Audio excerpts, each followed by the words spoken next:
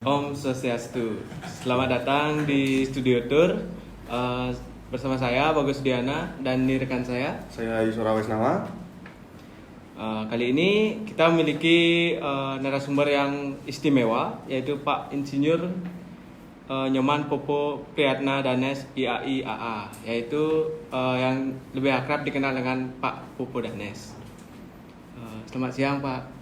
Selamat siang menjelang sore.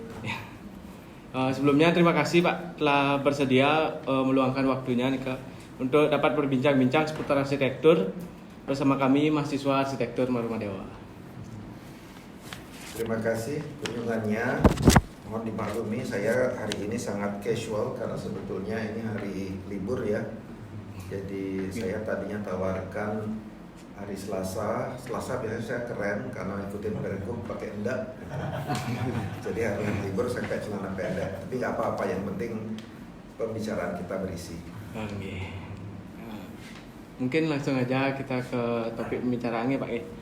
Mungkin kami bisa tahu Pak, bagaimana sih perjalanan awal karir Bapak sebagai seorang arsitek nih Pak? Perjalanan karir sebagai arsitek saya tidak memiliki irisan pun nggak ada antara perjalanan karir dan perjalanan hidup sebagai arsitek, semuanya jadi satu gitu ya, karena saya mengenal dunia bangun membangun itu sejak saya balita karena aktivitas almarhum ayah saya. Kemudian semenjak umur 7 tahun saya mengerti tentang sebuah profesi yang namanya arsitek yang mengerjakan arsitektur, sehingga di usia-usia 8 tahun itu pun saya berketetapan hati bahwa future saya akan ingin menjadi arsitek gitu ya.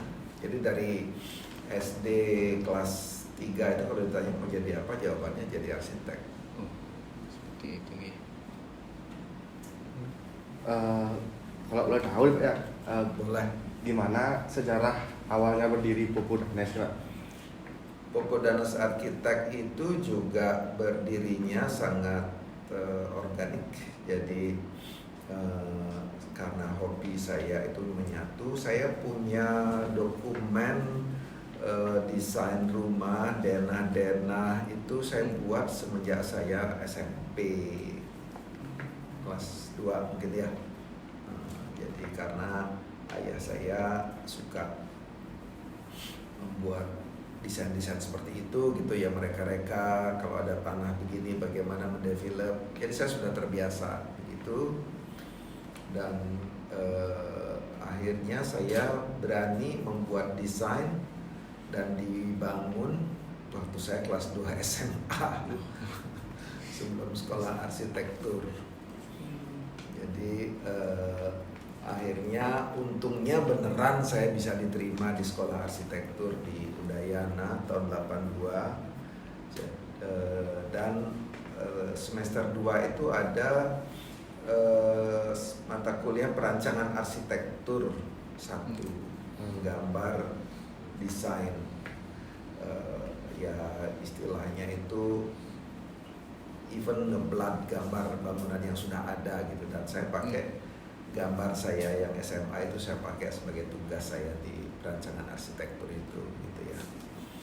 Dan ya saya nikmati, saya tidak pernah menjadi dari sekolah SD, SMP, SMA itu saya tidak pernah menjadi pelajar yang tekun, selalu ketar-ketir kalau mau kenaikan kelas.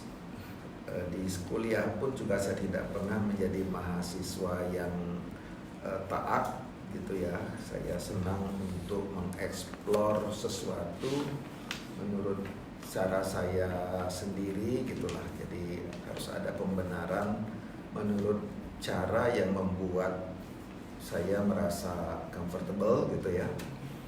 Ya, akhirnya sebagai mahasiswa saya juga aktif untuk organisasi dan bergaul, ada teman-teman dan sebagainya. Mulailah kita ada aja yang minta gitu ya. Jadi ada kerabat yang meminta membuat desain rumah pada saat saya baru tahun ketiga kalau tidak salah ya. Ya udah kita buat, dan akhirnya tahun 87, kalau sekarang mahasiswa sekarang 5 tahun sudah tamat gitu ya, sudah tamat tapi nggak tahu what to do. Saya 87 itu masih belum tamat, masih jauh, masih senang main-main di kampus. Sudah membuat desain hotel yang pertama dan merasa sudah perlu dibantu oleh orang lain. Ada teman-teman kuliah yang dengan senang hati mau menjadi kolaborator, tetapi juga akhirnya ada 3 asisten yang kita rekrut, mahasiswa arsitektur juga yang mau bergabung, dia bantu drafting itu dari tahun 87. Saya sendiri tamat sekolah tahun 91. Kemudian ya 91, tapi saya tamat sekolahnya udah gaya kok, udah punya banyak proyek gitu ya. Jadi keluar sekolah itu udah optimis saja, dan saya masih merasa perlu belajar juga gitu ya. Jadi saya tahap-tahap awal itu kita pakai bekerja itu sebetulnya untuk mencoba diri gitu ya. Saya merasa kalau saya melakukan kesalahan seperti ini saat saya menjadi arsitek di bawah umur 30 tahun, orang akan maklum, supaya saya tidak melakukan kekonyolan-kekonyolan yang sama pada saat saya sudah lebih mature gitu ya. Tahun 92 saya bisa dapat kesempatan membuka wawasan. Waktu itu saya ke Belanda, sempat 2 bulan di sana kayak magang-magang casual gitu. Ada program grup study exchange-nya dari Rotary International. Saya gabung, jadi saya sangat terbuka wawasan saya, terutama kalau kita di Indonesia kan kita tidak terbiasa dengan infrastruktur yang baik ya. Saya mulai mengerti bagaimana kita menghormati lingkungan. Saya mulai mengerti tentang bagaimana konservasi arsitektur yang baik ya, karena di Eropa ketat sekali hal-hal seperti itu. Saya juga mengerti bagaimana kaitan sebuah karya arsitektur dengan lingkungan sekitarnya gitu. Ya banyak yang saya pelajari. Balik ke Bali, lanjutin kerjaan-kerjaan lagi. Tahun 93 saya dapat kesempatan dipercaya mendesain satu restoran untuk Intercontinental Hotel di Dubai, namanya Fish Market Restoran. Jadi karena itu Fish Market, seafood restoran, mereka menginginkan ada suasana tropis. Jadi kami yang diminta mendesain, saya terbang ke Dubai, ya sangat membanggakan tentunya. Waktu itu masih di bawah 30, ke Dubai itu terbang ngurusin my own project, bukan sebagai suruhannya siapa gitu ya. Dan ternyata proyeknya kita kerjakan dengan baik. Waktu kerjakan proyek Dubai itu ada satu hal penting yang kita lakukan. Jadi ini secara teknologi, apa yang penting? Beli mesin fax yang sekarang udah nggak dipakai gitu ya, karena kita mulai banyak komunikasi dengan Faximile. Kemudian saya juga merekrut sekretaris, kita bersekretaris, dan ya udah, berarti ini udah benar-benar harus dibikin benar cara bekerjanya dengan infrastruktur yang sudah diperbaikin. Akhirnya akte notarisnya 14 Agustus 93 itu resmi berdiri sebagai CV Popodanes gitu. Mulai berbadan hukum, mulai mengerti membayar pajak dan sebagainya gitu ya. Setelah berdirinya Popodanes itu gimana cara Bapak mengenalkan Popodanes itu ke masyarakat, Pak? perlu dikenalkan ya. Oke. Ya kita gini, saya di situ memang belajar bahwa arsitek itu hidup kita membangun portfolio, itu saya pelajarin banget ya. Jadi istilah gampangnya itu project get project, dan itu mengingatkan kita bahwa apapun pekerjaan itu sekali kita sanggupin bilang iya, kita harus lakukan yang terbaik gitu ya. Karena dan saya juga dari pelajaran-pelajaran yang sudah saya alami hingga saat itu ya, misalnya seperti saya dapat pekerjaan di Dubai itu bukan karena sesuatu yang hebat, cuma karena kebetulan saya bertemu dengan seorang ibu-ibu bule yang saya bantuin cari tempat tinggal di Sayan, di Ubud. Kemudian dia kenal, dan setiap apa yang dia tanyakan itu saya bisa merespons dengan baik. Kok ada link ke arah temannya yang lain yang mencari desainer ya. Jadi bagaimana membuat kita siap untuk setiap opportunity. Kalau anak-anak sekarang, maaf aja, saya kan ngajak puluhan anak-anak, banyak kan nggak siapnya. Ada yang terbaik pun peluang, besok saya Sabtu ada ketemu orang gini, gimana dia mau ikut saya? Udah, karena udah ada takut marahan sama pacarnya, udah terlanjur jadi. Jadi kalau saya nggak mengalami gitu-gitu gitu ya. Jadi kita setiap opportunity, setiap peluang itu ya udah kita harus siap gitu. Dan kita juga benar-benar tahu apa yang menjadi prioritas kita, itu penting ya. Jadi sorry to say, anak-anak sekarang saya lihat banyak juga yang tidak mengerti apa prioritasnya. Mungkin karena kegiatan sekarang banyak sekali gitu ya, kegiatan bergaul ini, bergaul itu gitu. Nah mungkin ada nih Pak dari CV Popo Danes ini, proyek apa aja sih yang paling sering mungkin ditangani oleh Popo Danes, atau yang paling gimana ya, yang lebih spesifik lah gitu? Ya saya cerita ya tadi bagaimana mengenalkan diri. Jadi waktu itu saya masih kuliah tahun 89. Itu pertama kali saya mendapatkan proyek villa milik orang asing di Bali.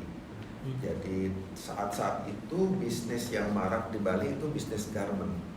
Jadi banyak sekali ada usaha garment di Bali yang membuat traffic bisnis yang cukup sibuk gitu ya. Itu entah itu datang sebagai buyer, entah itu mereka juga punya usaha garment di sini gitu. Dan itu salah satu salah satu aspek ekonomi yang penting di Bali saat itu. Nah, jadi tahun 89 itu saya mendapatkan kesempatan untuk mendesain satu villa. Tempatnya jauh banget di Seseh. Seseh itu dari Canggu ke barat gitu ya, dan saya hampir setiap hari naik sepeda motor ke sana ngawasin karena ini proyek saya sayangin banget, saya ingin tahu step by step. Dan lewatin jalan Canggu itu dari Gunung Agung ke barat sampai di Seseh itu jalannya masih penuh kubangan, dan kita masih lebih banyak melihat sapi daripada melihat kendaraan gitu. Kalau saya melihat masa-masa itu, bayangkan masa-masa itu warawiri naik sepeda motor dan melihat apa yang terjadi di sana sekarang, memang kontras banget gitu. Nah, jadi rupanya saya cukup bisa membawa diri dalam arti menyelesaikan pekerjaan-pekerjaan itu dengan baik, sehingga teman-temannya mulai datang gitu ya, untuk kita buatkan desain villa juga. Nah itu sampai kira-kira ya sampai pertengahan 90-an itu masih ke villa-villa itu. Dan akhir 90-an saya mulai masuk ke jenis proyek yang lebih kompleks, yaitu fasilitas akomodasi wisata. ya, jadi resort itu jadi mulai juga merebak timbulnya resort baru di Bali, dan ada style-style yang terdevelop mulai dari Aman Resorts, mulai dari Four Seasons di Jimbaran gitu, melahirkan satu genre baru yang juga menyuguhkan transformasi yang cantik dari arsitektur budaya kita di Bali. Nah, mungkin setelah itu kita masuk ke hal yang lebih spesifik lagi ya Pak ya. Mungkin dalam mendesain itu metode seperti apa sih Pak yang digunakan oleh Popo Danes ini untuk mendapat kepuasan klien seperti itu? Kalau saya boleh ngomong realnya, sebetulnya adalah yang paling penting itu metode komunikasi yang baik. Bagaimana kita mengerti kebutuhan klien, mengerti seleranya, dan kita juga secara profesional bisa menyampaikan bahwa untuk apa yang mereka inginkan, hal yang sebenarnya harus dibuat itu bagaimana. Karena di dalam setiap proyek kita urusan dengan klien selalu juga ada muatan-muatan personal. Karena kita secara pribadi kan punya selera. Ya, jadi kapan selera pribadi ini bisa masuk ke dalam proyek? Karena ini sudah beda. Proyeknya bukan lagi proyek pribadi tapi proyek komersial. Audiensnya beda. Disitulah kita bisa mulai bertukar pikiran juga dengan klien. Ibu, Pak, sorry, itu saya tidak mengatakan itu buruk, tapi itu mungkin terlalu personal kebiasaan Anda. Ya, kalau di dalam bangunan komersial kan lebih kompleks pelakunya. Ya, jadi bagaimana dia sebagai fasilitas akomodasi bisa menarik untuk wisatawan datang, ya.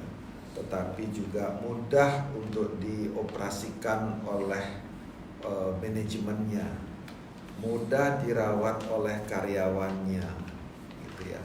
Kemudian membuat tamu itu nyaman untuk tinggal, ya. Dan inilah yang harus kita perhatikan. Makanya pada saat kita mendesain fasilitas-fasilitas seperti itu, pikiran kita ya memang kompleks dan otak saya juga loncat-loncat.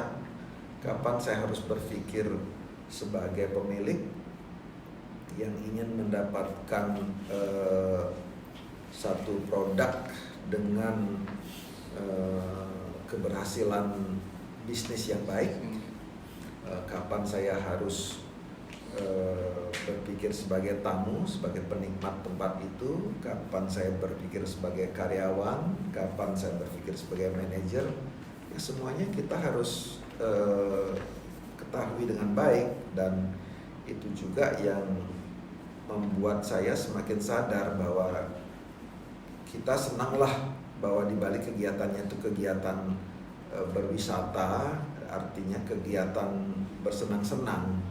Sehingga saya juga tidak lupa bersenang-senang untuk selalu ingin tahu hotel atau restoran yang baru. Ya, saya juga tertarik untuk bepergian, gitu ya. Jadi saya juga tertarik untuk berinteraksi dengan para pelaku dunia wisata, gitu. Itu penting. Jadi di situ kita sebetulnya dalam satu kesempatan yang sama selalu membangun library. Jadi ingat, kita akan menghadapi klien-klien yang wawasannya jauh lebih dari kita, gitu kan. Bayangkan klien kita sudah mau bikin hotelnya sendiri, artinya dia sudah nyoba hotel di mana-mana, sedangkan kita masih muda. Saya waktu itu masih banyak yang belum saya ketahui, gitu ya. Masih banyak yang belum kita kuasai bagian-bagian itu, gitu. Apa tim Popo Danes ini memiliki gaya sendiri ya dalam mendesain suatu karya, misalkan yang mencirikan lah, gitu. Oh, bangunan ini karya dari Pupu Danes?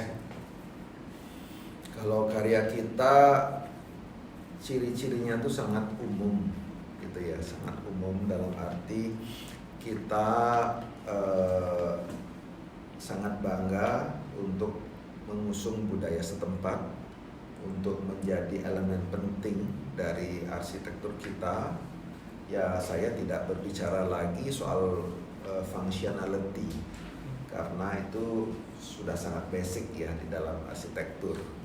Ya, fungsi tentu utama, tapi yang menjadi highlight itu kan itu bahwa budaya lokal itu kita agungkan, kita suguhkan dan tampilkan dengan baik, dan kita libatkan dalam sebuah proses transformasi yang membuatnya tetap benar, tetap utuh, tetapi juga menjadi bagian dari fungsionalitas yang baik. Kemudian kita selalu juga sangat konsisten menaruh perhatian terhadap aspek-aspek lingkungan. Ya, kita peka sekali sama lingkungan. Kapan kita merubah kontur, menebang pohon, ya. Saya tidak sebutkan lagi tentang memotong jalur irigasi karena itu sudah kita tolak dari awal. Jadi kita menolak proyek kalau lahannya itu sawah produktif, karena saya berusaha menghayati konektivitas dari sistem irigasi di Bali itu gitu ya. Dan kemudian tentu lingkungan itu tidak terbatas kepada site, tetapi juga lingkungan itu juga menyangkut pemilihan bahan, menyangkut penggunaan energi gitu ya. Jadi jangan sampai kita membuat satu karya arsitektur yang memboroskan energi terlalu banyak. Dan ya saya cenderung untuk membuat desain kita itu juga secukupnya. Ya, jadi kita tidak ingin berlebih-lebihan juga gitu ya. Ya, walaupun kadang memang ada hal-hal yang harus kita buat ekstra untuk dia kelihatan lebih grand atau lebih apa. Tapi saya pikir kalau sudah cukup, ya cukup saja gitu. Karena saya juga membangun kepekaan saya terhadap sumber daya. Ya, sumber daya. Kalau saya dapat proyek ukurannya besar, ngeri juga ya, karena akan membutuhkan sumber daya alam yang besar. Jadi kalau saya butuh beton 1000 meter kubik, ini kita harus merusak alam di mana untuk dapatkan pasir dan batunya gitu kan. Ya, jadi ada konsekuensi-konsekuensi seperti itu. Itu harus selalu kita sadari, dan ini tidak ada urusannya dengan uang, urusannya dengan resources, dengan sumber daya. Uang ya miliknya investor, miliknya klien, tapi sumber daya itu milik kita semua, milik umat manusia. Itu yang penting untuk dihayati gitu. Biasanya ada nggak sih Pak kendala atau tantangan terbesar dari proyek yang biasanya selama ini yang udah pernah dijalani gitu Pak? Dan gimana sih cara penyelesaiannya? Tantangan yang bisa datang paling awal adalah klien yang salah. Jadi kita harus berkenalan dengan cukup intens dengan klien. Ya, jadi bahwa dia memang memilih kita karena alasan yang tepat. Ya, ada klien yang memilih arsitek karena arsitek ini followernya banyak gitu. Ya, silahkan gitu. It's not me, karena saya tidak bermain di sektor itu. Jadi bahwa kita merasa berada dalam satu visi yang sama itu penting. Kemudian jenis proyek itu memang juga proyek-proyek yang kita anggap sebagai spesialisasi kita. Kita tidak bermain sebagai pukat harimau, tapi kita bermain sebagai seorang profesional atau satu professional company yang memaintain satu image dan portfolio. Ya, bahwa kami Popo Danes Arsitek ini tidak jago ngedesain rumah sakit, jago ngedesain pasar, jago ngedesain terminal bus, jago ngedesain resort, tidak begitu ya. Jadi kita kan sekarang cenderung kepada kondisi-kondisi profesional yang lebih spesial ya, ada spesialisasi yang lebih tajam gitu ya, bahkan ada super spesialis. Jadi arsitektur pun sekarang ada desainer fasad, ada desainer layout, mungkin beda-beda gitu kan ya. Jadi ada ahli-ahli yang mendukung untuk terjadinya sebuah proses desain yang optimal gitu. Jadi sehingga ya tidak ada itu, kalau ya arsitek, saya tidak menyalahkan ya, tapi bukan pilihan saya. Misalnya cukup banyak arsitek di sini yang mengerjakan proyek design and build gitu ya, karena biasanya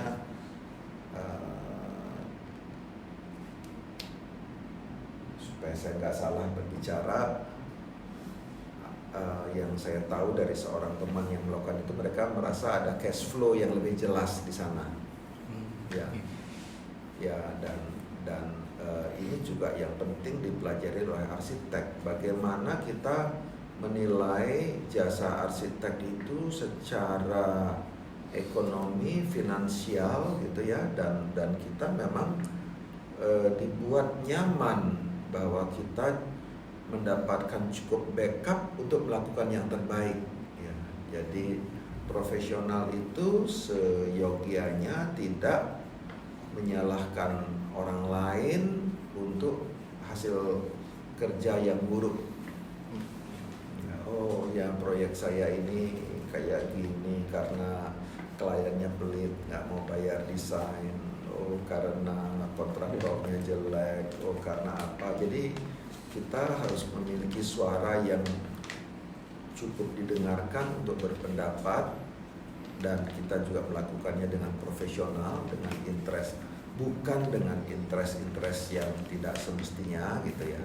Semuanya harus proporsional ya, astungkare semuanya akan bisa berjalan dengan harmoni sesuai harapan. Mungkin ada nggak sih Pak, misalnya kayak perbedaan nih saat mendesain bangunan untuk diperuntukkan untuk wisatawan asing ataupun misalnya warga lokal gitu kan, pasti ada tuh misalnya kayak kesenjangan tuh kayak gitu. Enggak ada kesenjangan ya, karena kalau kita berbicara pariwisata itu kan kita sebetulnya sudah masuk ke ranah internasional. Jadi sebetulnya tergantung kita bermain di pangsa yang mana gitu ya. Jadi dalam commercial architecture untuk hospitality itu yang menentukan sebetulnya produk ini diperuntukkan oleh siapa. Ya, jadi kita tidak menyebutkan domestik atau internasional, tetapi siapa audiensnya ya kita sudah kenal gitu ya, dan itu mungkin tersegmentasi secara tidak langsung saja nanti ya, karena kita tahu siapa yang melewati kawasan-kawasan ini, crowd yang seperti apa, dia membutuhkan apa saja fasilitas untuk kegiatan orang-orang yang sejenis itu, dan mereka bisa datang dengan buying power yang levelnya di mana gitu, sehingga sebuah resort, sebuah hotel itu harus dibuat memang sesuai dengan kebutuhan pasar. Jangan sampai kita melenceng Ya walaupun kita bukan ahli ekonomi, hal-hal itu selalu terjadi dalam diskusi kita gitu ya. Secara intuitif kita bisa menyampaikan, yang layak itu bukan begini. Ini bukan lokasi untuk butik resort, ini lokasi untuk 2-star hotel atau 3-star gitu. Berdasarkan pengalaman Bapak selama menjadi arsitek nih, pengalaman terpenting apa ya kira-kira harus dimiliki seorang arsitek dalam merancang, khususnya buat arsitek-arsitek muda zaman sekarang?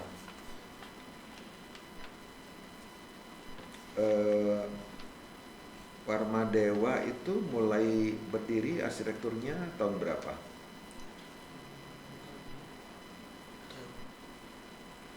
Tahun 87 kira-kira. Sekarang meluluskan sarjana arsitektur berapa kira-kira? Udah banyak ya. Berapa kira-kira? Ya. Berapa ya kira-kira?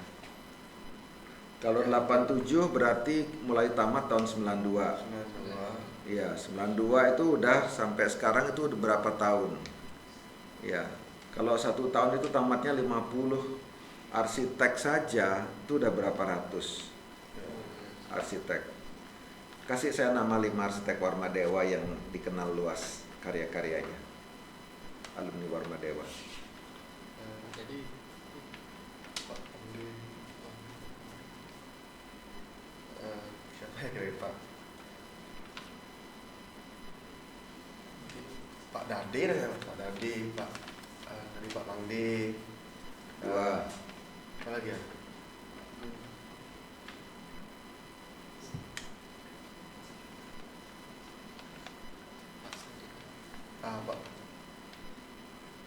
Pak Putra Sandika, 3. Pak Dunde, 4. apa lagi? Pak Nuri. Pak Nuri. Ya, Pak Nuri itu arsitek ya? arsitek. Iya. Jangan dipotong ya. Pak Nuri itu arsitek berkarya ya? Arsitek. Oke, iya. Nah. Oke, jadi ya itu contohnya. Tidak begitu mudah menyebutkan nama-nama itu. Pada kemana aja, gitu ya. Ya, apalagi kalau sekarang saya dari nama-nama itu apa aja karyanya misalnya. Boleh nggak disebutin karyanya yang dikenal luas? Kalau ya sih. Karya. Kalau Pak Nuri itu katanya sih dia membuat desain master plan pelindungan kawasan suci Pura Besakih katanya, tapi saya nggak tahu benar apa tidak gitu. Ya, Saya tahu ya. makanya itulah ya. Jadi ini kita kan ngomongin rentang waktu yang Ya. tidak pendek. Ya, saya ngomongin rentang waktu 30 tahun loh. 30 tahun, kalau 1 tahun tuh 50, berarti sudah ada 1.500 arsitek. Nyebutin 5 susah, menyebutin karyanya nggak ada. Gitu. Ya. Jadi ada something wrong kan? Iya. Ya, dan ini sebetulnya hal yang sangat penting untuk diketahui bersama, disadari, dalam arti ya kita harus jelas agendanya apa sekolah arsitektur, ngabisin waktu, ya. Jadi disitulah bagaimana seorang profesional harus teruji bahwa dia mendapatkan sebuah kepercayaan, bahwa dia memiliki audiensnya tersendiri gitu kan. Ya saya juga selalu mengukur, kadang-kadang bandingkan dengan anak-anak sekarang muda ini. Anak ini umur berapa ya? Umur sekian masih kayak gini gitu. Karena saya dulu umur 23 sudah punya drafter untuk membantu saya menggambar gitu. Ya, jadi yang saya lihat memang generasi sekarang agendanya juga banyak ya. Agendanya banyak sekali, ada yang sampai nggak jelas jadi arsitek, jadi blogger juga, jadi ini juga, jadi itu juga gitu ya. Banyak. Ya, jadi bagaimana mereka bisa fokus, bagaimana mereka bisa berkarya yang baik, dan hal yang sangat penting untuk saya adalah bagaimana kita semua ini mempercayai sebuah proses, bahwa itu tidak semuanya instan. Ya. Saya ada proses merayapnya juga gitu ya. Jadi proses terseok-seoknya, proses persimpangan jalan. Ini sekarang saya udah nyampe di sini, mana nih? Ada belokan ini. Saya belok kiri, belok kanan, apa maju terus? Jadi setiap level itu tantangannya beda-beda kan? Ya, tantangannya beda-beda. Belum lagi pada saat turbulence, mulai berkeluarga, ada tuntutan yang berbeda, ada sudut pandang yang berbeda di rumah. Jadi bagaimana kita bisa berjalan dengan baik dan membangun satu grafik yang konsisten gitu. Jadi ada orang yang beken sekali umur 30, umur 35 nggak kelihatan di mana lagi gitu. Jadi kita harus memiliki program jangka pendek, jangka panjangnya bagaimana, kapan kita mau berada di level mana gitu ya. Dan satu hal, saya nggak apa-apa deh, saya kritisi, saya juga orang Bali. Jadi jangan juga merasa playground kita ini cuma di sini saja gitu. Ya, lihat aja sekarang di Bali berapa ada arsitek dari sekian negara keliaran di Bali. Ya, soal mereka bekerja liar atau bekerja legal itu bukan urusan saya, tetapi bahwa sekian banyak ada kepala yang mikirin arsitektur di Bali dan mereka semuanya berinteraksi. Kalau kita wawasannya juga nggak ada, bergaulnya juga tidak gitu ya, dan mencoba sesuatu nggak berani gitu. Harus diakui banyak banget anak-anak muda kita yang tidak berani menerima tantangan. Ajak gini nggak berani. Oh kenapa? Oh ternyata karena nggak bisa bahasa Inggris.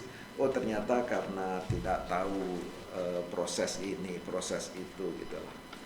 Jadi ingat, kita membangun diri kita untuk menjadi profesional yang baik, dan aspeknya tuh banyak sekali saat ini. Kompetitor kita tuh luas banget gitu ya. Jadi ya saya sih seneng juga anak-anak mahasiswa kelihatannya Warma Dewa juga cukup banyak ada dalam kompetisi-kompetisi juara gitu. Tapi kan tidak hanya sampai di sana. Setelah kalian jadi juara, what next gitu? Apakah 10 tahun kemudian masih membanggakan piala yang diraihnya waktu dia berstatus mahasiswa gitu? Boleh kan saya bicara gitu ya? Karena saya mengingatkan anak-anak muda, dan saya menginginkan lebih banyak anak-anak muda kita itu tampil ya, dan opportunity yang dimiliki anak-anak muda sekarang ini kan sebetulnya jauh lebih gampang dari saat saya merintis ya. Kalau saya dulu namanya keluar negeri itu masih nyari exit permit, bayar fiskal, ruwet banget. Kalau sekarang semua orang bisa dengan mudah berpindah ke sana kemari, berinteraksi, sosial media, kasih waktu 30 menit udah jadi orang terkenal gitu ya. Karena menghitung follower dan sebagainya gitu. Jadi ada hal-hal yang instan yang kelihatan, tapi ada hal-hal yang memang harus kita hayati untuk bisa kita jadikan pertanggungjawaban profesional kita. Pada saat kita mengaku mengerjakan sesuatu, ya memang benar-benar kita kerjakan. Dan memang benar-benar kita ketahui, saya apa yang saya akuin saya kerjakan. Saya bisa jelaskan A sampai Z-nya semua aspek dari prosesnya. Bagaimana kita mulai kenalan, bagaimana kita memproses hasil brainstorming kita menjadi sebuah konsep awal. Ada yang mulus sampai ke depan, tapi ada yang tengah jalan harus putus prosesnya gitu ya, karena satu dan lain hal. Ada yang tidak dapat izin, ada yang kesulitan finansial, ada yang berbagai hal gitulah ya. Berarti kayak bermacam-macam gitu dia. Itu yang harus diketahui gitu. Mungkin lanjut ke Pak. Mm-mm. Pernah nggak sih Bapak ini sendiri melayani proyek pemerintah gitu, dan apa sih tantangannya pada saat Bapak melayani proyek tersebut? Ya, kami tidak mengerjakan proyek-proyek istilah proyek pemerintah itu yang dibiayai APBN, APBD itu kita tidak berada di ranah itu. Tetapi ada situasi yang membuat saya masuk ke sana. Jadi pada saat mulai tahun 2019 kan ada proyek-proyek pemerintah Bali yang kita terlibat di dalamnya, ya, di Besakih, di Kelungkung, Pusat Kebudayaan Bali gitu ya.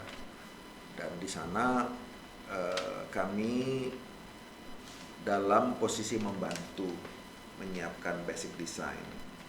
Ya, jadi sebetulnya kayak di Besakih itu awalnya kita masuk karena saya mendapat permintaan untuk membantu mereview beberapa proposal yang masuk, tapi ya kita ingin profesional.